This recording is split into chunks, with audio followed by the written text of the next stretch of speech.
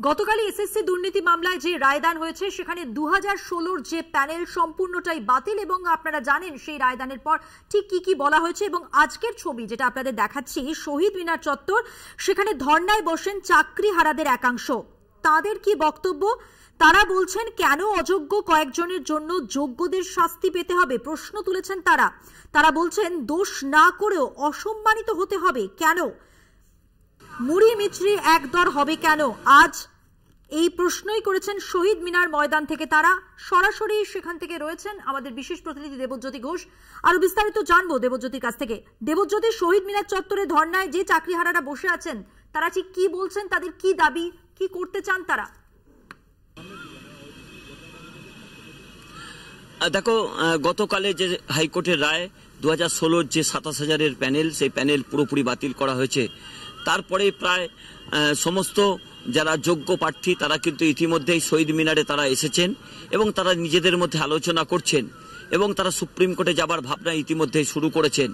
অর্থাৎ শহীদ মিনার থেকেই তারা কিন্তু পথ খুঁজতে শুরু করেছেন যে তাদের আগামী দিনের পথ কোন দিকে যাবে। তবে তারা বলছেন লড়াই করে তাদের যোগ্য সম্মান তারা ফেরাবেন। তারা যে এই মুহূর্তে সামাজিক সম্মানের মধ্যে পড়েছেন, সামাজিকভাবে তারা যেভাবে সমাজ থেকে দূরে সরে যাচ্ছেন তার জবাব তারা যেমন চাইছেন, কিন্তু বিচারপতি কালকে যেভাবে রায় দিয়েছেন সেই রায়ে তারা সকলে হতবাক এবং তারা কিন্তু বিচার ব্যবস্থার একাংশকে তীব্র ভাষায় আক্রমণ করছেন যে মাত্র 5,000 মানুষের জন্য কেন আমাদের সকলকে রাস্তায় বসতে হলো। এবং আমি আমার ক্যামেরা পার্সনকে দেখাতে অনুরোধ করব, প্রায় কয়েক হাজার যোগ্য প্রার্থী তারা কিন্তু একেবারে শহীদ মিনারের সামনে এসে উপস্থিত হয়েছেন। তারা কিন্তু তাদের বাঁচার পথ খুঁজছেন। তাদের সকলেরই দাবি যে শুধুমাত্র কয়েকজন অযোগ্যদের জন্য কেন আমাদের চাকরি যাবে এবং সিবিআইয়ের মতো এজেন্সি যারা খুঁজে বার করা যাদের দায়িত্ব ছিল তারা কেন খুঁজে, তারা ঠিক কি বলতে চাইছেন, তাদের দাবি যদি সম্ভব হয়। দেখো, যারা এসেছেন তাদের কয়েকজনের সঙ্গে কথা বলার চেষ্টা করব যে আপনারা আজকে এই অবস্থায় আপনাদের দাঁড়াতে হলো কেন। আমরা স্বপ্নেও, নমস্কার, আমি সুভাষ সাঁতরা, পূর্ব মেদিনীপুর থেকে এসেছি। আমরা স্বপ্নেও ভাবতে পারিনি যে আমাদের কাছে এরকম একটা কালো দিন অপেক্ষা করছে। আমরা যোগ্য হয়েও আজকে আমরা যোগ্যভাবে এত বছর চাকরি করলাম, আমাদের সমস্ত ডকুমেন্টস অরিজিনাল, কোনো রকমের কোথাও ডুপ্লিকেসি নেই। তারপরও আজকে আমরা কালকে যে জাস্টিসটা হলো তাতে আমরা নিজেরা বুঝে উঠতে পারছি না যারা আমরা ফ্রেশার, যে আমাদের চাকরিটা আদৌ থাকবে বা আমরা কিভাবে নতুন প্যানেলে এন্ট্রি হব সে সম্পর্কে আমরা এখনো ধোঁয়াশার মধ্যে আছি। কিভাবে আমরা আবার রিজয়েনিং করতে পারি যাতে স্কুলে, কারণ আমরা চাকরিটা অনেক কষ্ট করে পেয়েছি। এখানে যতজন এসেছেন সবাই আমরা চাকরিটা খুব কষ্ট করে পেয়েছি। বাড়িতে আমাদের প্রত্যেকের বাবা মা আছেন, ফ্যামিলি হয়ে গেছে, সবাই আছেন। বাড়ির একমাত্র রোজগার আমি, নিজে টিউশন করে পড়াশোনা করে চাকরি করেছি। খুব গরিব বাড়ি থেকে আমরা উঠে এসেছি। কিন্তু এখন এমন একটা সিচুয়েশন এসে গেছে যে সমাজের বুকে আমরা মুখ দেখাতে পারছি না। সমাজে বেরোলেই মনে হয় টাকা দিয়ে চাকরি পেয়েছে, আজকে চাকরি চলে গেছে, এরকম ধরনের আজকে আমাদের উপর আজকে কি বলে কথা উঠে এসছে আমাদের উপরে। আমরা বেরোতে পারছি না বাড়ি থেকে সাহস করে। সিবিআই এর উপর দায়িত্ব ছিল এই 5,000 মানুষকে খুঁজে বার করা যারা যোগ্য নয়, যারা অন্য পদে চাকরি পেয়েছেন, অর্থের বিনিময়ে চাকরি পেয়েছেন বলে প্রশ্ন উঠছে। তাহলে কি তাদের এই বিচারেও বেশ কিছু গন্ডগোল ছিল? দেখুন, যেখানে সিবিআই থেকে ওই 5,000 জনের লিস্ট বের করে দিয়েছেন, যেটা শুনতে পাচ্ছি, তাহলে সেখানে তো যদি ওই 5,000 জনকেই বাদ রেখে যদি আমাদের জাস্টিসটা হতো যারা আমরা ফ্রেশার, তাহলে তো এই সিচুয়েশনটা আজকে হতো না। আজকে আমরা সবাই অনিশ্চিতের মধ্যে ডুবে গেছি। আমাদের সংসার আমরা কিভাবে চালাবো, কিভাবে মেনটেন্স করবো? বাড়িতে ছোট্ট বাচ্চা আছে, তার মুখের দিকে তাকালে কান্না লাগে। দেখো, আমি আরো কয়েকজন চাকরিহারা তাদের সঙ্গে কথা বলার চেষ্টা করব যে এই মুহূর্তে আপনারা কি করবেন, পরবর্তী পদক্ষেপ কি নেবেন। পরবর্তী পদক্ষেপ আমরা সবাই মিলে একটা গ্রুপ করেছি। সেই গ্রুপের পর থেকে মোটামুটি আমরা সুপ্রিম কোর্টে যাতে স্টে অর্ডার হয় এটাই ব্যবস্থা আমরা নিতে চাইছি আর কি। আমাদের প্রাথমিক পদক্ষেপ এটাই হবে, যাতে এটা সুপ্রিম কোর্ট পর্যন্ত গিয়ে স্টে অর্ডার হয়। 5,000 অযোগ্য কিন্তু 27,000 মানুষের চাকরি চলে গেল। এই যে অর্ডার কালকে দিয়েছেন সেই অর্ডারকে কিভাবে দেখছেন? এই অর্ডার সম্পূর্ণই একদম মিথ্যা। মানে আমরা যোগ্য যারা ক্যান্ডিডেট, আপনি আপনারাই ভাবুন না যে মানে এখানে যারা আমরা আছি তাদের মধ্যে তো 8% অযোগ্য, কিন্তু বাকি তো 91% 92% যোগ্য প্রার্থীরা রয়েছি। তাহলে তাদের ভবিষ্যৎ কি হবে? তারা কেন অযোগ্য হবো? আমরা তো অযোগ্য নয়, আমরা তো যোগ্য প্রার্থী। আমরা ফ্রেশ ক্যান্ডিডেট হিসাবে, ফ্রেশার হিসাবে ওমেয়া সিট আমাদের সম্পূর্ণ নাম্বার আছে, আমরা যোগ্যতার ভিত্তিতে চাকরি পেয়েছি, সেখানে আমরা অযোগ্য। গতকাল মুখ্যমন্ত্রী মমতা বন্দ্যোপাধ্যায় এই চাকরিহারাদের পাশে দাঁড়িয়েছেন। তিনি বলেছেন যেভাবে হোক তাদের চাকরি ফেরত দেবেন এবং সুপ্রিম কোর্টে যাবেন এদের চাকরি বাঁচানোর জন্য। কি বলবেন?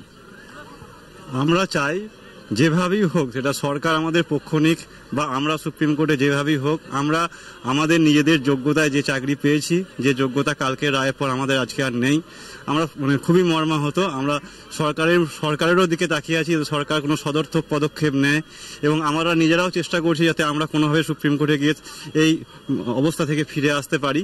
এই সব দিক নিয়ে আপাতত আমরা একটা অচল অবস্থার মধ্যে আছি, জানি না কি হবে। মানে দেখো মধুমন্তী, তোমার সঙ্গে যে কথা বলছিলাম যে এখানে যে 91% ছেলে রয়েছেন যারা চাকরি করছেন, যারা যোগ্য, তাদের এই মুহূর্তে অবস্থান কিন্তু এই শহীদ মিনারের নিচে। তারা কিন্তু পথ খুঁজতে বিষয় জানতে চাইবো, ঠিক তোমার কাছে নয়, তাদের কাছ থেকেই জানতে চাইবো, চাকরিহারা যারা এখন যে দাবি করছেন সুপ্রিম কোর্টে স্টে অর্ডারের জন্য তারা আবেদন করবেন, সেই জায়গা থেকে মূলত কোন কোন বিষয়গুলো তারা সামনে রাখবেন, কোন কোন তথ্যের ভিত্তিতে তারা পরবর্তী পদক্ষেপ নিতে চলেছেন, প্রক্রিয়াটা কি অবলম্বন করবেন, যদি তাদের মুখ থেকেই শোনা যেত, যদি সম্ভব হয়। কোর্টের কাছে কি কি দাবি করবেন বা কি কি জিনিসগুলো আপনারা দেখাবেন যে আপনারা যোগ্য? আমাদের যোগ্যতা সমস্ত কিছু ডকুমেন্টসই আছে, আমরা পরীক্ষা দিয়েছি, ওএমএস সিট আছে, তার নম্বর আছে, আমরা সৎ এবং আমার সমস্ত প্রমাণ আমরা আছে, আমরা সুপ্রিম কোর্টে দেখাবো। এটাই হচ্ছে আমাদের কথা। সমস্ত ধরনের প্রমাণ আছে, সৎ হওয়ার জন্য যতটুকু প্রমাণ আমাদের দরকার সমস্তটুকুই আছে। যারা অন্যায় করে চাকরি পেয়েছে তাদের কাছে যে ডকুমেন্টস থাকে, নিশ্চয়ই আমরা সৎ ভেবেছি, তার থেকে অনেক বেশি ডকুমেন্টস আমাদের কাছে আছে, বলুক না। আমাদের প্রত্যেকটা ডকুমেন্ট যদি ভুল হয়, তাহলে যেই গভর্নমেন্টের আমলে আমরা বিভিন্ন কিছু পেয়েছি, তো সেইগুলো টোটালি খারাপ, ভুল। টোটাল জিনিসটা আমাদের কাছে আছে, বলুক আমাদের কি ডকুমেন্টস। এর আগে আমরা 4 বার ডকুমেন্টস জমা দিয়েছি বিভিন্ন ডিআই। বলছি এই যে সৎ অসৎ এক জায়গায় চলে এলেন, যে প্রায় 27,000 শিক্ষকের চাকরি চলে গেল, সেই বিচারটাকে আপনারা কিভাবে দেখছেন? এখন যে বিচার দিয়েছে বিচারক তার অনুযায়ী দিয়েছে। আমার মনে হয় উনি সুস্থ মস্তিষ্কে ভাবে বিচারটা দেয়নি, উনি অসুস্থ, মানসিকভাবে অসুস্থ। উনি আগের থেকে ডিপেন্ড করে নিয়েছেন যে এই প্যানেলটা টোটাল অস্বচ্ছ। একটা মানুষ যদি আমাকে যদি কেউ ভেবে না আমি খারাপ, আমার বন্ধুকে আমি যতই বোঝাই না কেন, সে বুঝবে না আমি ভালো। ওনাদের একটা ধারণা হয়ে গেছে যে 2016-তে যারা রিক্রুটমেন্ট পেয়েছে সবাই অযোগ্য। আমি আরো কয়েকজন যারা চাকরিহারা তাদের সঙ্গে আমি কথা বলার চেষ্টা করব, যে তারাও কিন্তু এই মুহূর্তে রাস্তায় এসে দাঁড়িয়েছেন। দিদি, আপনারা এই যে আপনাদের আজকে এই অবস্থা হলো, তার জন্য দায়ী কে? কি বলবো, কিছু বুঝতে পারছি না তার জন্য দায়ী কে। আমরা এতদিন ধরে স্বচ্ছভাবে ছিলাম, কোনো ব্যাপারই ছিল না, আমরা সবসময় ফ্রি থাকতাম যে আমরা তো কিছু করিনি, আমাদের কিছু হবার চান্স নেই।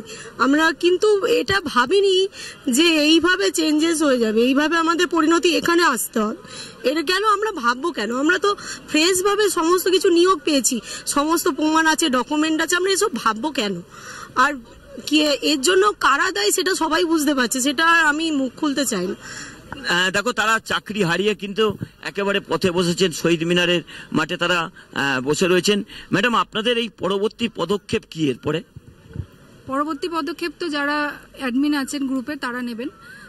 এখন সুপ্রিম কোর্টে যাতে আমাদের এই যোগ্য প্রার্থী যারা আমরা যেভাবে বঞ্চিত হচ্ছি, যেখানে আমাদের এই পাড়ায় মানে আত্মীয় স্বজনের কাছে আমাদের একটা সম্মান নিয়ে খেলা হচ্ছে যে আমরা যোগ্য নই, সেখানে আমরা অন্ততপক্ষে এটা বলতে চাইছি যে আমরা যোগ্য কিনা। আমরা যেখানে স্কুল কলেজ যেখানে ইউনিভার্সিটি যারা পড়াশোনা করে এসেছি সেখানকার স্যার প্রফেসরদের কাছে যোগ্য কিনা আমরা সেটা জেনে আসুন।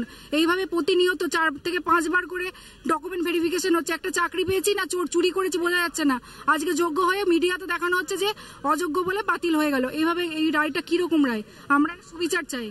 ম্যাডাম, এই গতকাল সামাজিক সম্মানের সঙ্গে আপনাদের লড়তে হচ্ছে প্রতিবেশী, পরিবার এবং সাধারণ মানুষের কাছে। এই যে গতকাল থেকে রাত থেকে যে কষ্ট আপনারা ভোগ করছেন, মানে সেটাকে কিভাবে দেখছেন?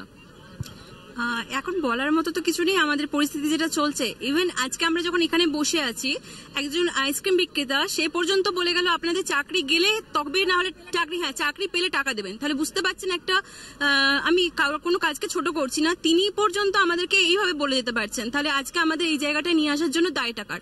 আর আমরা যে আজকে এখানে বসে আছি, যেখানে আমাদের যোগ্যতার ভিত্তিতে আমরা এই জায়গায় এসেছি, আমরা অনেকবার ভেরিফিকেশন করে আমাদের ওএমআর পাবলিশ করা হয়েছে, সেখানে আমাদের প্রপার নাম্বার আছে, তারপরেও আজকে আমাদের এখানে যে বসে থাকতে হলো সেই দায়টা কাদের? আমাদের তো নয়, কিন্তু সাফার করছি আমরা।